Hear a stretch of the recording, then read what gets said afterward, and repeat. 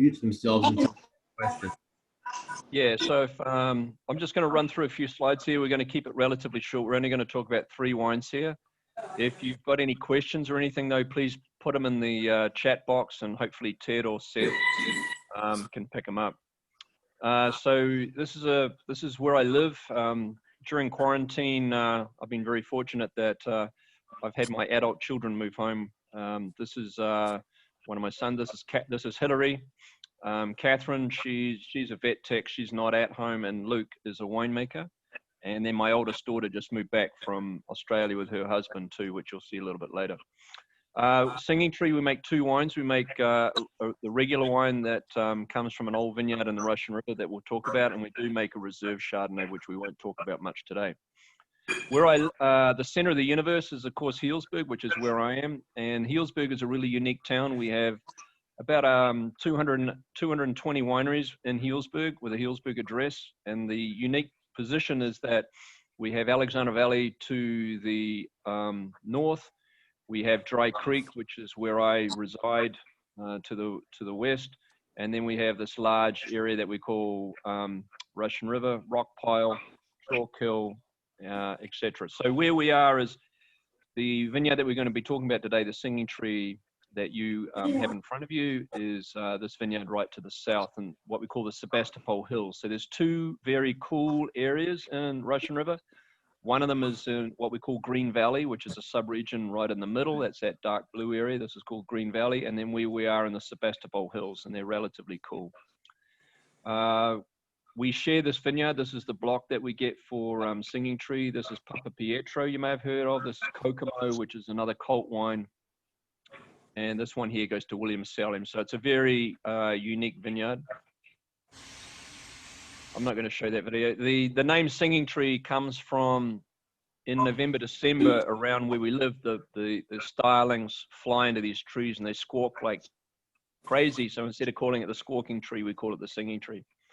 So what makes this vineyard unique, or the main thing that I wanted to emphasize today, is that we do not have any clones. And so you'll hear that theme. You'll often hear about people talk about Dijon clone, UC Davis clone, etc. The definition of a clone, you can track everything back to one plant, and that's not very diverse. And that's why California Chardonnay to me is extremely boring, and why I never wanted to make Chardonnay, even though I'd worked at CME for 15 years. And of course, we sort of made every Chardonnay under the book back then and worked with a lot of the growers. But starting in 1990, of course, we started having phylloxera, and most of the vineyards were replanted. And so there's very few of these vineyards that were not replanted, and this is one of them. So the reason why it was never replanted was because it's on a gold-rich sandy loam, and I'll show you a photo in a minute, but basically it's a talcum powder for a soil, and the phylloxera cannot live in it because it has no organic matter. And it's still on AXR1, which is the original rootstock that was, had its demise with phylloxera. And so this is still what we call a mass selection or a field selection, which meant that we could go into a vineyard, choose a vine that was more muscatey or subtropical or appley, or whatever the flavor was you wanted. We could take cuttings from that vine, and then we could put it on the AXR1 rootstock. We make a little tea in the rootstock, we slip the bud in, and we can grow Chardonnay. And so we could reselect for that same character. If we wanted to reselect for muscat, we could grow a vineyard that was muscatey squared or muscatey cubed or whatever. And that's how the evolution of these field selections happened. When we had phylloxera, of course, AXR1 died, and so we had to use new rootstocks. And when we took these field selections and put them on the new rootstocks, virus started to show up. We got leaf roll, stem pitting, corky bark, and a lot of other things. So today, there is not many of these old field selections around. In the winery, I'm a big fan of gunflint and mineral, and so I've gradually been increasing the amount of concrete that we use on these tanks, on these wines. Back in 1982, which was my first vintage in New Zealand, we only made wine in concrete. I actually never saw a barrel until I went to Australia in 1986. So it's, making wine in concrete is not new, but the pendulum just keeps swinging, and, natural ferment, unfined, unfiltered, vegan, anyway, whether you like the wine or not, don't ask too many questions, and we'll try and keep it real. We still do some barrel ferment, of course, and but it's really unique site. So this is the soil. So this is during the summer, we don't even have to disc it or anything like that. It's always this talcum powder. This is what a field selection looks like. If you looked at a clone, all of these berries would be the same size.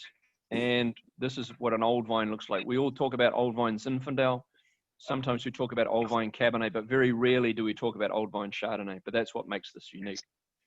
The reason why clones were made was, yes, we wanted to not have virus because we wanted to have compatibility, as I said, but what we really selected them for was yield. We wanted to have big yields, and we wanted to have fast accumulators of sugar, because when you have a bigger yield, you've got to ripen the grapes faster before the season runs out. And that's why I'm always really, really skeptical about these Dijon clones and these UC Davis clones. They were selected for tonnage. So even though they talk about low yield on a Chardonnay, they may talk about 4 or 5 ton, you know they're lying, because normally Dijon crops at about 7 or 8 ton. But it's confusing because it's not about tons per acre. It's always about pounds per vine. And so that's another whole conversation.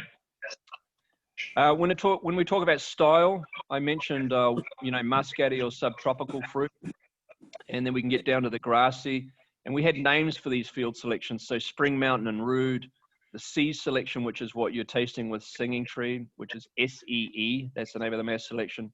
Stone fruit was like Wente. Then we had Bado and Mount Eden and Calera, etc. And then we talk about the structure of the wine.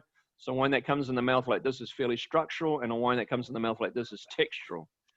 If I hear somebody describe Chardonnay again as white peach, I think I'll jump out of the nearest window, because that's 90% of, I don't care if it's clone 95 or 96, the variability from white peach to, so everything's between a stone fruit and a pip fruit.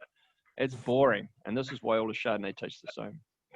So the style of the Singing Tree is a little bit more subtropical. We sort of get up into the melon, passion fruit characteristic, and then because we use a little bit more concrete, we have a little bit more structure. And the key thing for me is, this is fruit. This is not wood, alcohol, malolactic acidity. This is fruit.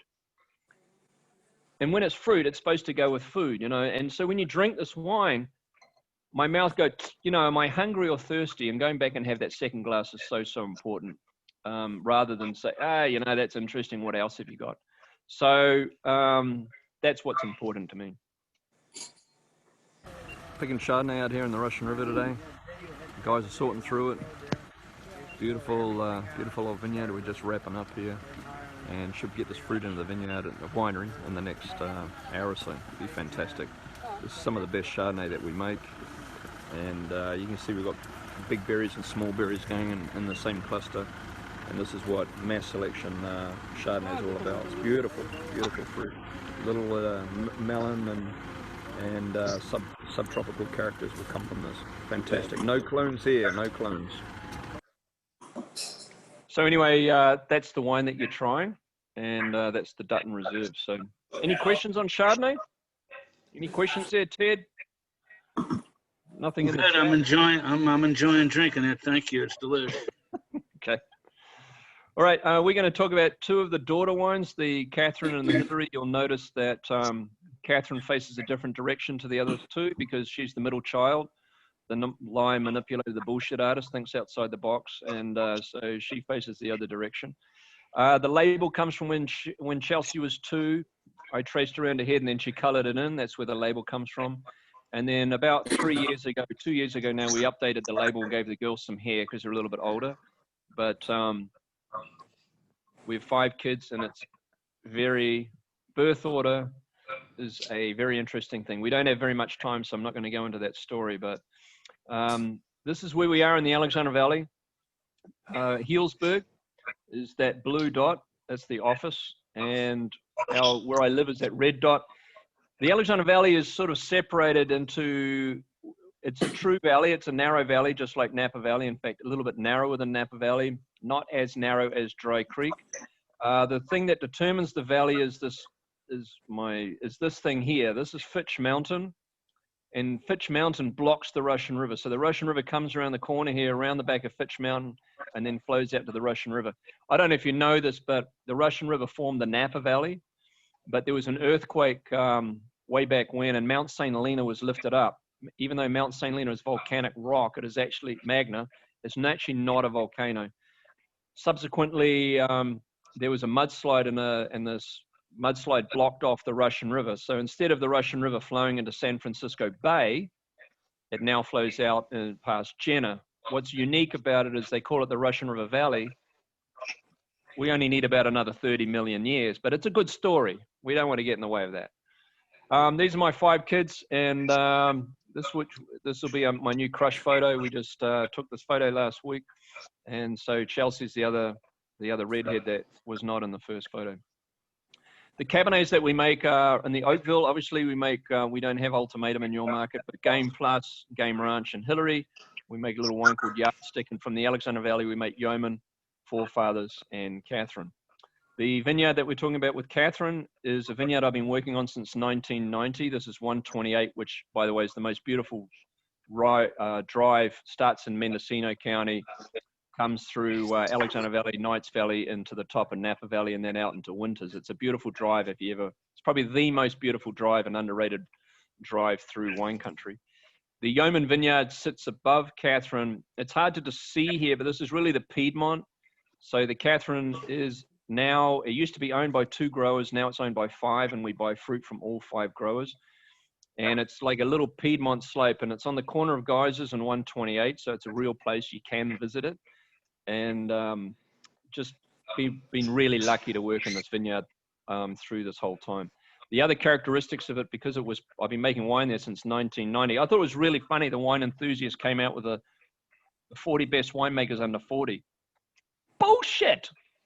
I'm not going to buy a wine from a 40 best winemaker under 40. When Kim Jong-un drops a nuclear bomb and runs to the bunker, I'm not going to take a wine that they don't even bloody know it lasts for 15 years. Anyway, just my little spiel.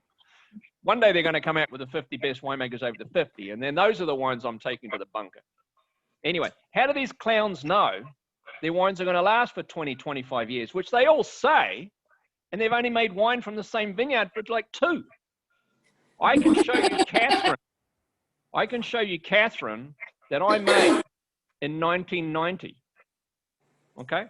So longevity is important not only for the winemaker, but it's also really, really important for the vineyard too. And I used to be really sarcastic because the commercial value in the corporate world is 30 years. You know, once a vineyard is 30 years, it's, you know, the yields are too low and we've changed our irrigation or whatever, and they replant the vineyard. Well, after about 20 years, the vine starts to become into natural balance, which is really important. And so that's the other objective that I've got, is to really continue to seek out these vineyards that are old enough. And most of these vineyards I've been working with for a long time anyway.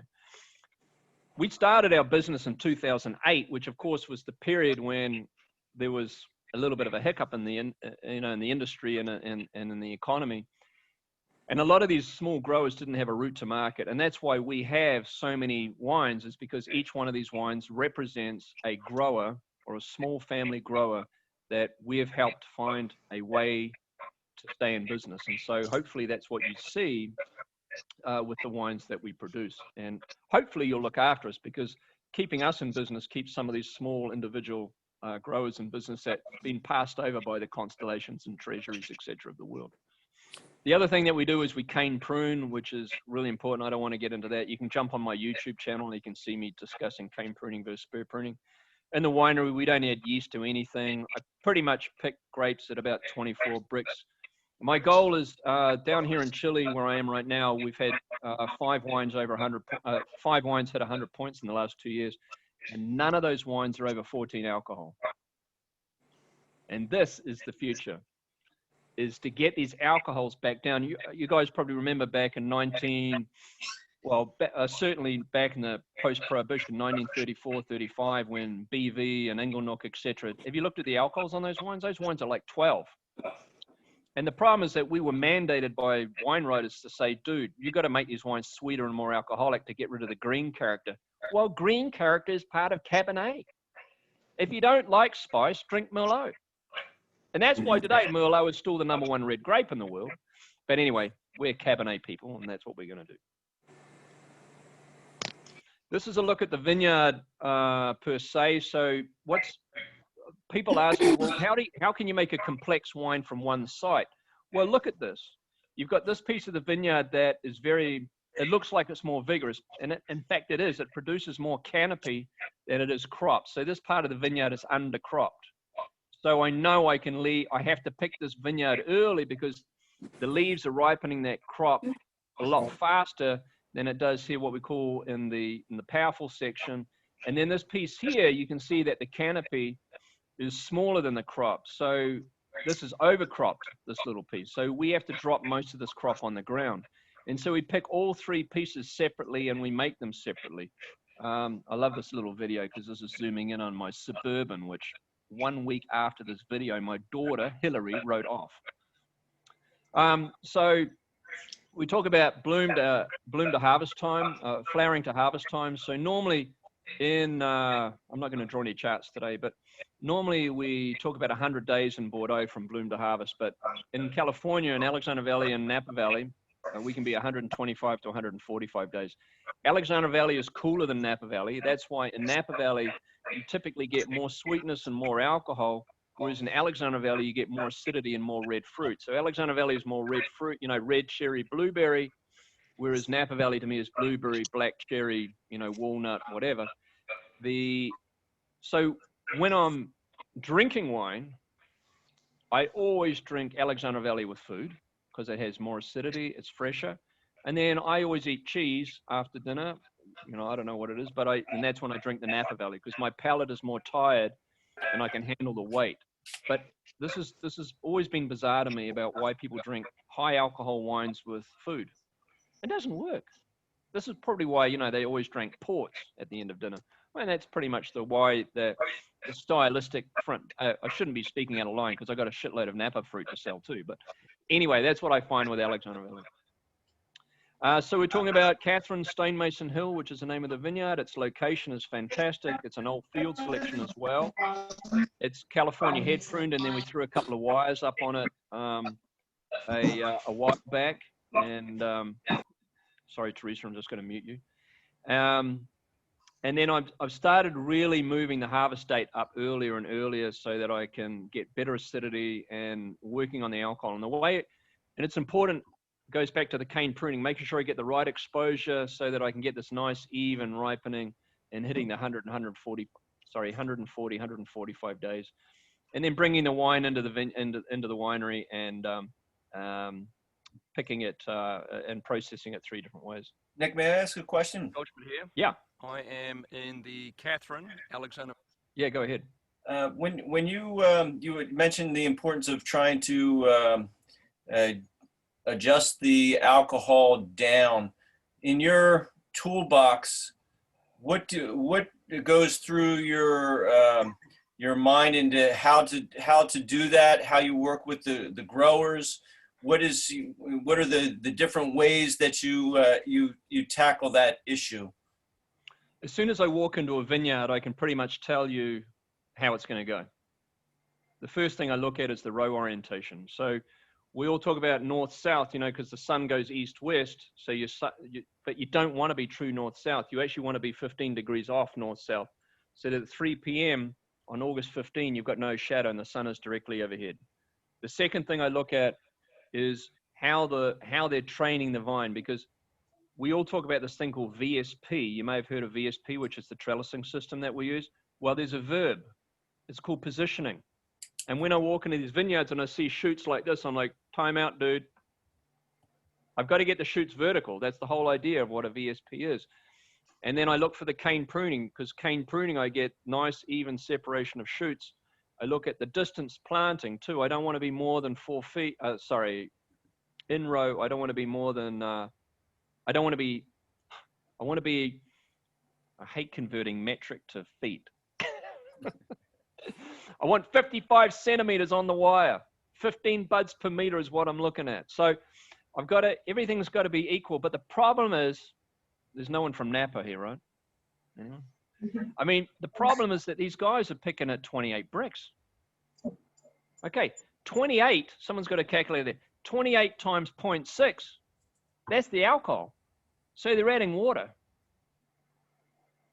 So for you got to add these guys are adding like 12, 14% water just to bring the alcohol back down.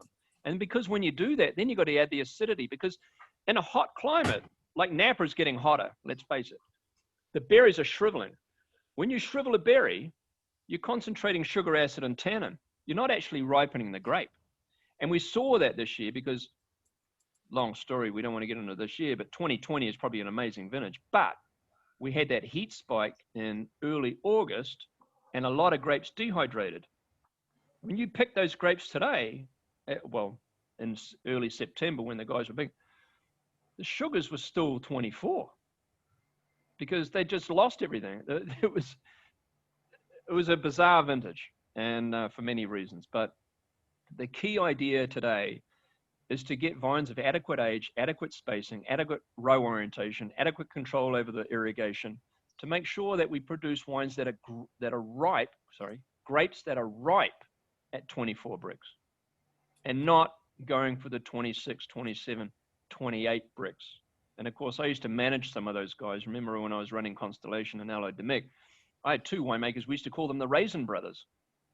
Both of them are very famous winemakers today, and we call them the Raisin Brothers. And in the industry, they're still known as the Raisin Brothers because they pick everything when it's a raisin, but they still score 98 points every year. It's a joke. Anyway, enough sarcasm, Michael, sorry. But you know, the other cool thing though, Michael, one of the other really important things is the people. I mean, life's too short too. You know, you want to work with people that are really vested in the success of their own vineyard and want to be part of the process and drink the wine, because, and that's one of the things I always, when I'm consulting, which is where I am in Chile right now, the first thing when they ask me to work with some winemaker, I go, dude, what do you drink? And when they, you know, so it's the same thing with a grower. You've got to understand, you're not growing, I mean, we can all grow a lettuce, we can all grow a tomato, but can you grow a grape, and is it going to taste different and unique, and why are you passionate about it, and why are you growing it, and why are you interested in this thing? And that's why I don't work with these billionaires. This is why I work with these small independent family growers, and a lot of these guys have been in the business, you know, 3 generations. They're cool, they're interested, and the kids are becoming more interested. You know, the millennials will sit around and drink when they come over, well, pre-COVID, BC. I mean, we used to sit around and drink with these guys and educate them and about what we wanted to do and how they thought they could be involved too. And I think it's an important part of the business too. So it's not just the vineyard, but it's also the personality. And that's why it's important to come out and visit us in California, because, you know, I always love it. You know, people call me and go, man, I just had a bottle of Katherine. It sucked. Oh, when did you have the first bottle? Oh, well, it was Friday night. I came home from work. I asked my girlfriend to marry me, and she said yes. Oh, when did you have the second bottle? Monday night, I just had an argument with my wife, came home from a shitty day at work. Yes! It's the point of reference as well. You know, so when you come to wine country and you meet clowns like me, and we get, you know, we get turned on just by picking up a rock and like telling you all about how we're going to smash this rock so I can grow a little root through it. And I mean, this is what it's about.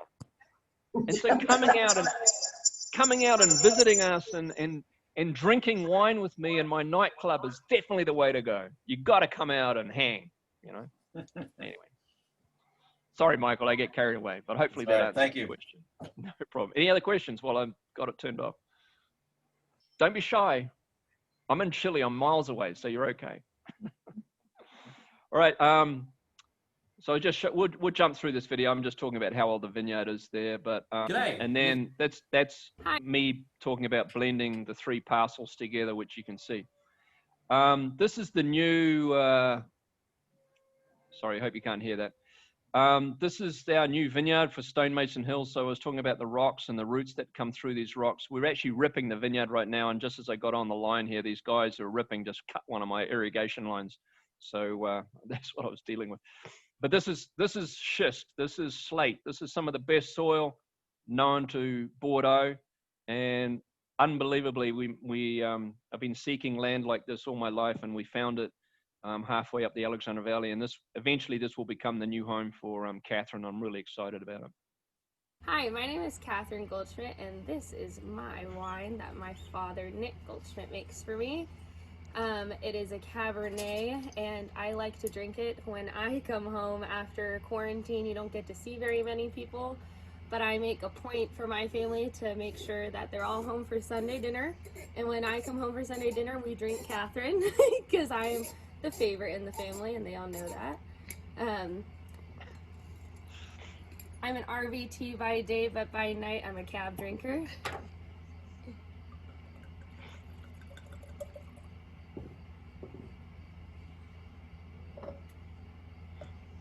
It's one of my favorite cabs. It's got a lot of black cherry. It's very full in the mouth, and it's definitely one of those things that makes you relax at the end of the day, and I'm happy to drink it anytime.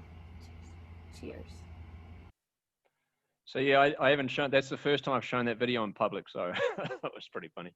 And I think, so we started making wine together in the year 2002, and I was explaining to my kids when I lived in Chile, when Pinochet was in power, he would literally, the way you control people is obviously you cut off the oil, you cut off the food, you cut off the electricity, and cutting off electricity when you're running a winery is a problem.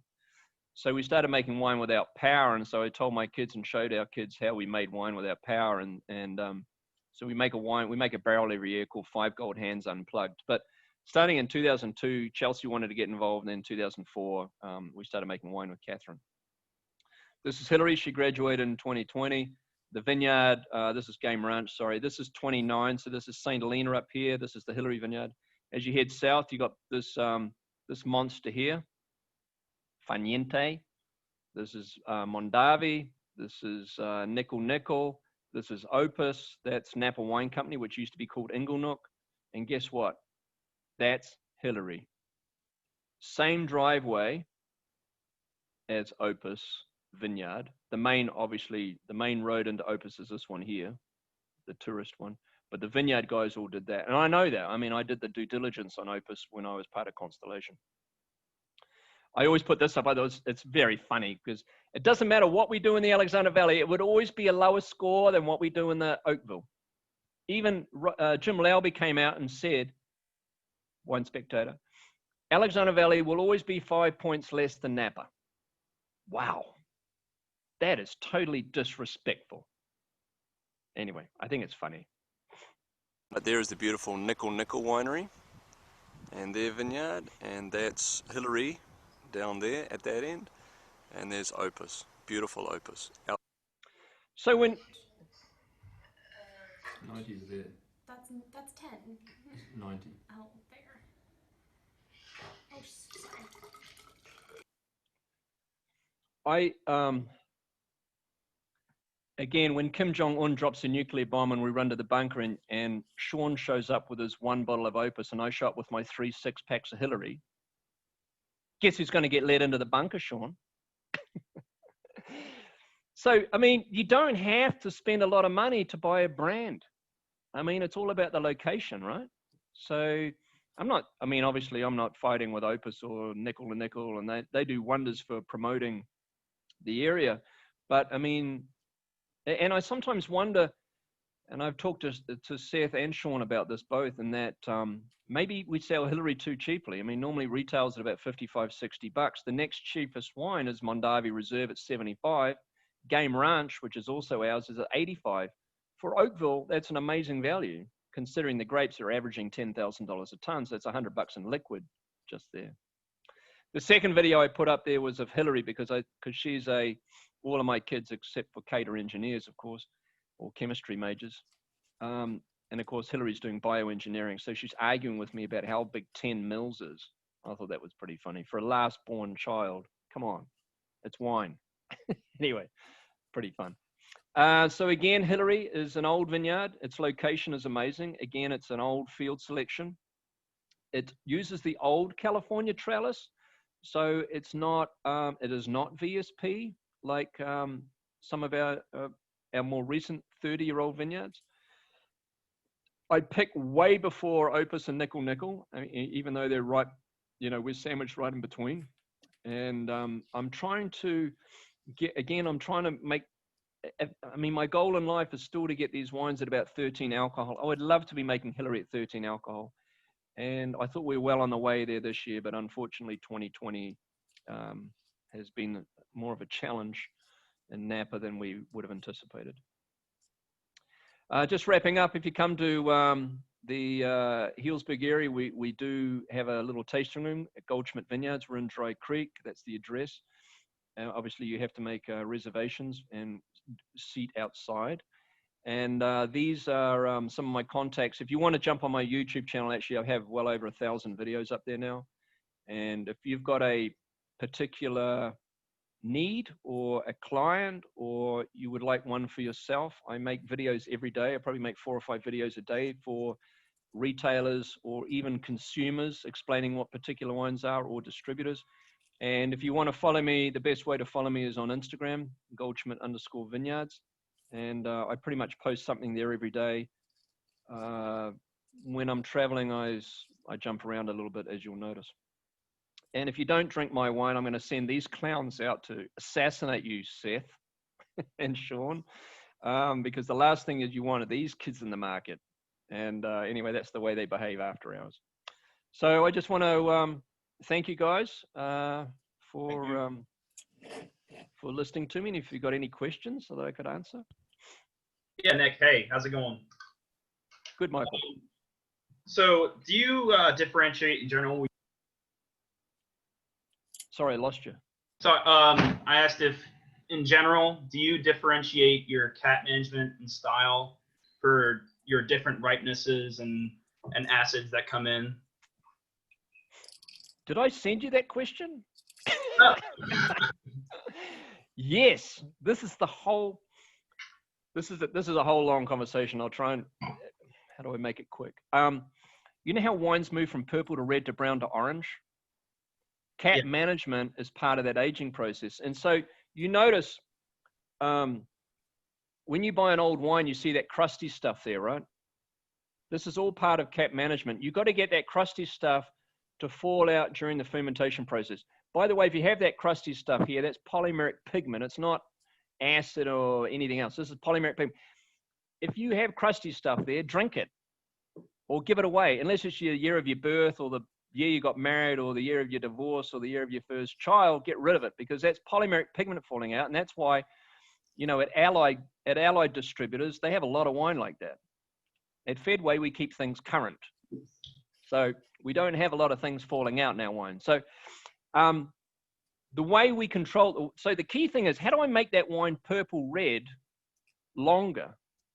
So the key element is a thing called an anthocyanin. This is a monomer of malvidin-3 glucoside. If you remember back to your chemistry, you remember flavanol? Do you remember flavanols ever being discussed, or were you asleep during that period? Well, a flavanol in grape is 3 benzene rings all joined together, and there's called an anthocyanin. This is purple.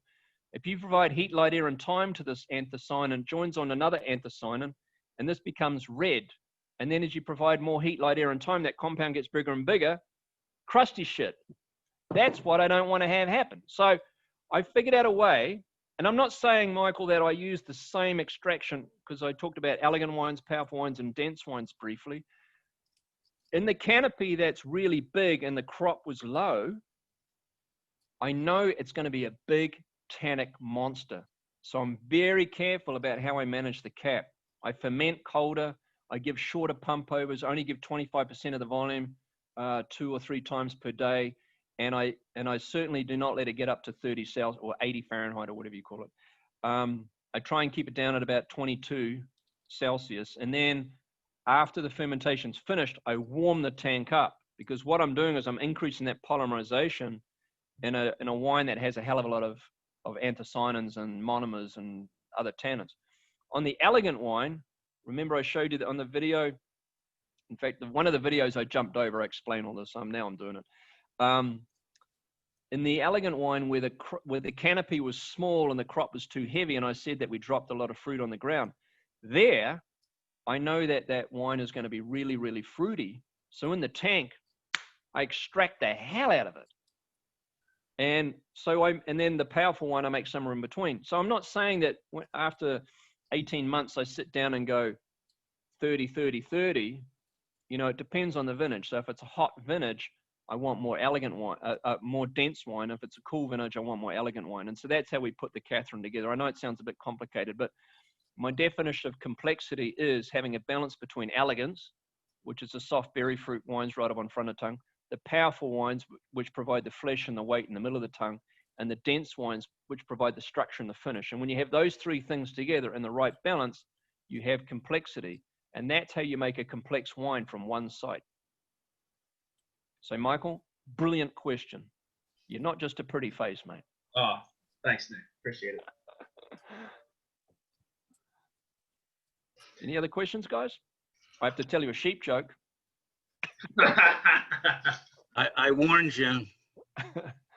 No, we were laughing over here because, that last year they had these nativity scenes. Why is it always with a nativity scene, you only ever see the three wise men, you never see the shepherds? And of course, I'm from New Zealand. Of course, shepherds are really important. So you know why Jesus wasn't born in Australia, right? They couldn't find three wise men, let alone a virgin. Sheep, I'm talking about sheep. So anyway, I'm going to sit here Nick, tonight. can I ask a quick question, kind of off topic, about Chile, actually?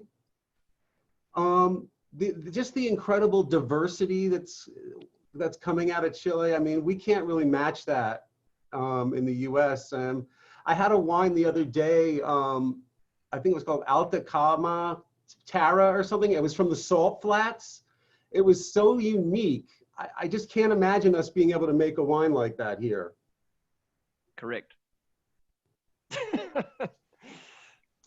When you look at Chile, firstly, it's the best sushi in the world. I come to Chile for the food, man. The food is incredible. I mean, people say, sushi? Well, remember that half the chefs here are from Peru, and they got 50,000 million miles of coastline. So we eat abalone almost every night, Anyway, so it's the same thing with California is this long. Chile is double that. California is the same length as New Zealand, as Japan, and we get enough diversity in New Zealand. The problem is in California, we've got other problems. Remember, Orange County used to be the biggest grape growing region in the US, but then they got glassy wing sharpshooter, and Orange County got wiped out.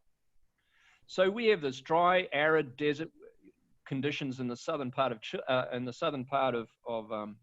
California, and so we've basically been concentrated in these river areas, and it's going to become more and more extreme as we have global. I'm not calling it global warming. I'm calling it global uncertainty.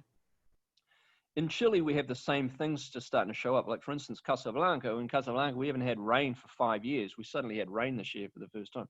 But we can go from Alki to the north to Moeco in the south.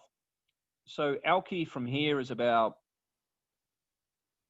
8-hour drive north, and Moeco in the south, which is where I own a vineyard in Moeco, believe it or not. I've never released a wine in the US because I'm too scared of what you guys would say about it. But it's 12 hours south. So we've got every extreme. We've got the mountains to the coast and a coastal range in between. There is the diversity in Chile is unreal. But we have our own problems too. Maipo, which is probably, if Maipo was in any other country, it would probably be the best region for Cabernet in the world. The problem that we have in Maipo is we have an insect called Magaroa, and this Magaroa chews on roots like phylloxera. But unlike phylloxera, we can actually plant on resistant rootstock, whereas Magaroa is not resistant to anything. So we have to deal with that. But I still think the problem, and this is maybe a conversation for Sean and Frank, but really the problem with Chile is it's totally misrepresented in the US. I mean, you've all heard of the Casa de Ávila and Santa Rita 120 and Gatto, but man, the quality of Chile, the quality of the wines that have been produced here are outstripping the evolution and quality that we've got in Napa Sonoma. I mean, what we needed in Chile is we needed some of these good winemakers to get, actually I'm being recorded, so I need to be careful about what I say. We needed some of these big name winemakers to move on in their careers. And starting about 3 years ago, it started to happen. And because these big name winemakers are now leaving the corporate world and developing their own projects, albeit, of course, they're very, very small projects because it's very hard to get on an airplane and fly to the US or Europe or China or wherever. But the potential and the quality is just untapped here. And Americans are really missing out on what is going on down here in Chile. And that's why I'm here. I'm really excited to continue to work with not only some of the big corporate wineries that I work for that you guys know and love, and I've already mentioned a couple, but I'm also really excited about the quality of people that are coming through and how good they are and the growers that are coming. It's just a massive learning curve, and Chile today is still totally untapped from a consumer standpoint in the US.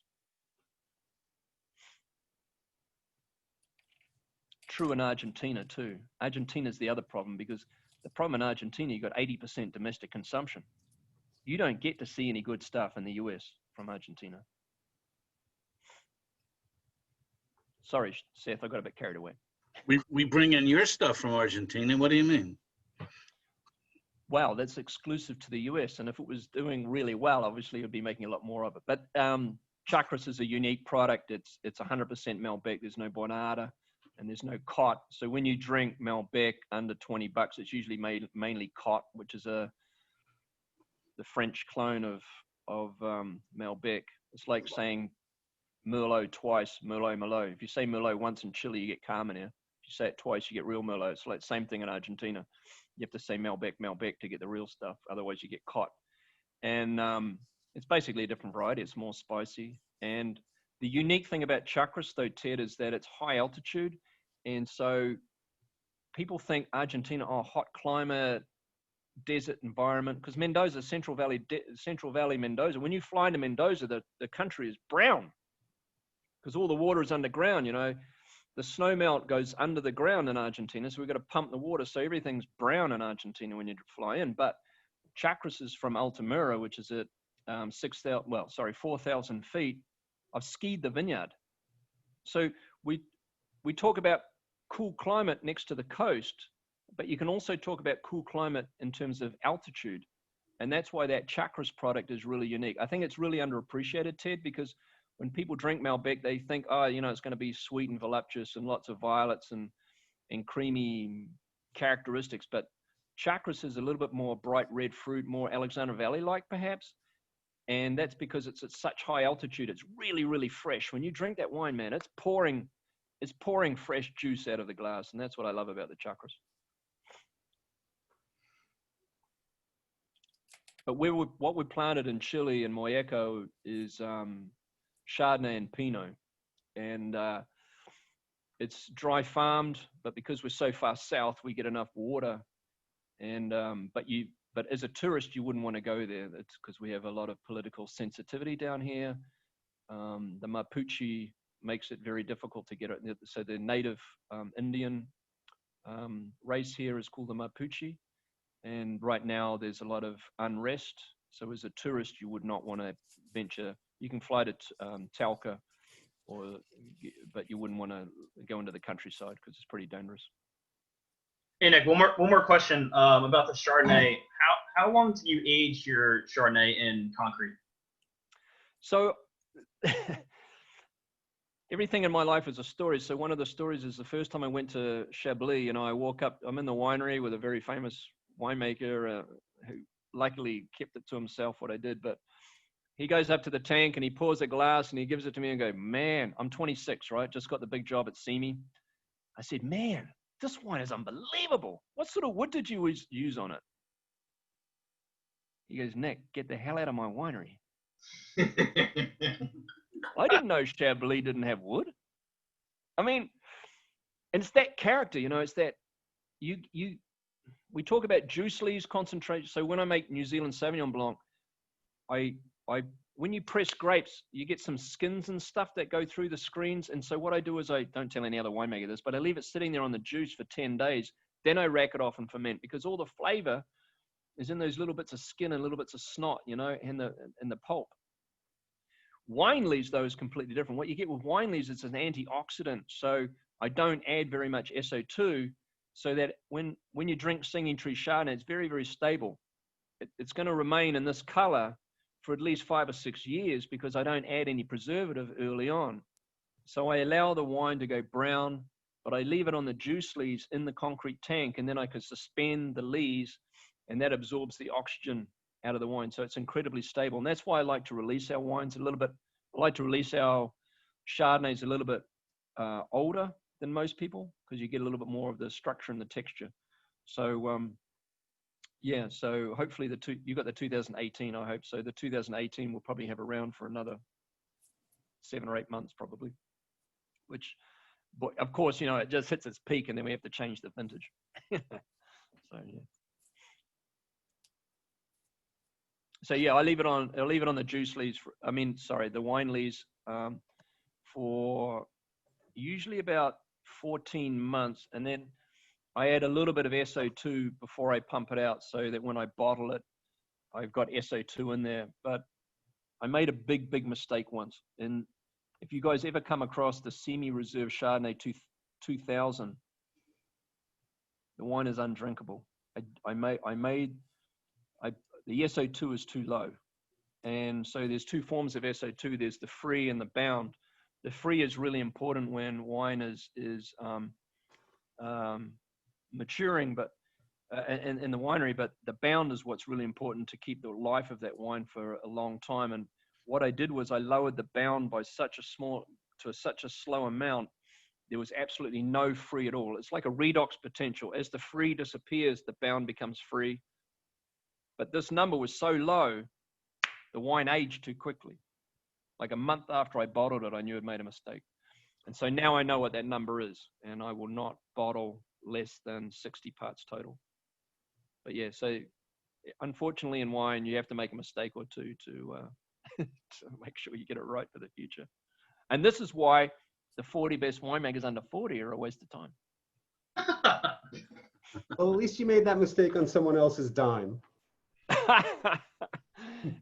Yeah, maybe. But, you know, don't worry, they got their blood out of me. Well, Nick, Okay. I appreciate your time. I think some folks are chatting and they need to get back to work. And I'm happy that everyone joined and you were able to do this for us. And the wines taste great. Thank you. No, just Thank you. absolute pleasure, you guys. I just thank you so much for allowing me to use up some of my quarantine time with you. So thank you. Good to see you, Nick. You too, Frank. Be well. Dawn. Enjoy your trip. Okay. Thanks, Nick. Thanks, everybody. Thank Take you. care, Freddie. Call me anytime. I'm getting bored. I'm going to text you I right will. now. Thank you. See you later. And I'll send you a recording of this anyway. So yeah. Appreciate it. Thanks, Nick.